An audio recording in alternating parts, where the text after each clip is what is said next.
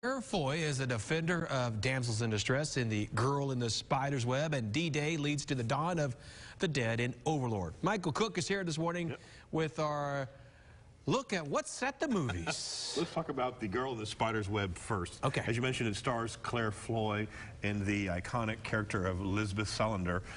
She is set in Sweden. Lisbeth Salander basically is a protector of women and goes after the men who abuse her. Here the movie starts off there. You see she goes after a man who's been abusing his wife. The basic plot line of this story is Lisbeth Salander is hired to hack into the NSA to steal a computer program called Firefall, which is basically allows someone to launch atomic weapons from a laptop. Oh, wow. And so she downloads steals the software, and of course everybody starts chasing her to get it back. Claire Foy, I think, does a fantastic job as this character. Very, it's kind of hard to describe. It's just an avenging angel, I guess, okay, in a lot of ways. The movie goes on in terms of there's also a subplot with her sister, who, it's kind of clear that her sister is her nemesis in this movie in terms of, keeping the action at a certain level. I wish we had other visual to look at except for the same one to see more into it. But look, this is very stylized film. A lot of action-packed, and it's almost like they tried to make this character sort of a James Bond with tattoos. I saw the other movies. This is based on a trilogy of movies. The Girl with the Dragon Tattoo, The Girl in the Spider's Web. Okay. Those one. This is the fourth, I believe, in the series, written by somebody else, not the original author.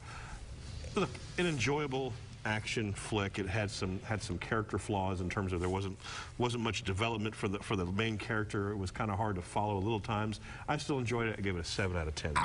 I always listen to your picks, what you're saying. I'm trying to think in my head. What's he going to give it? I was thinking 7. Exactly. Good call. Good call. So the next one to talk about is called Overlord. It's set in World War II, right before D-Day. A group of young soldiers are set to drop behind enemy lines in France. There you see one of the lead characters there. They're set to drop behind the enemy lines in France.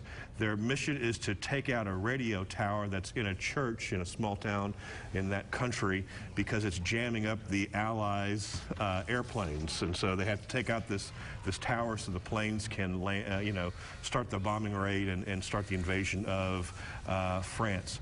But as they drop into it, the opening sequence is fantastic. There you see the paratroopers as they jump in. You really feel the action. Mm-hmm. As they start getting deeper and deeper into the movie, it takes a turn. It becomes a combination of Saving Private Ryan meets The Walking Dead, as they get to this church that's controlled by the Nazis and discover in the bowels of this church they're conducting experiments and basically turning humans into zombies. So they become super soldiers. And so there's a strong element of horror and fright in this movie, which is extremely well done. The action is top notch. It has a thriller part horror. There you see these zombies start to turn out, and they're fighting the Nazis and the zombies, which is a fun a little combo. Wyatt Russell, the son of Goldie Hawn and Kurt Russell, there you see him. He also stars in this movie. Look, I enjoyed it. This was a fun B-movie action flick. Can I guess? I'll give it to you. It's 8 out of 10. So it got me. I enjoyed it, and I recommend it. So you got 2 different movies to see this weekend. I think Overlord's the better choice, but it depends what you're in the mood for. I actually thought you might go 8.5. Yeah, close. Maybe on a different day, but today 8. So I really thought you described the movie. I really first thought like it's going to not be good because what kind of plot is that? Yeah, but it turned out very well. J.J. Abrams is one of the producers of it, so it gave it a nice little quality to it. That kind of helps a little bit. Exactly, most definitely. Michael, thanks very much.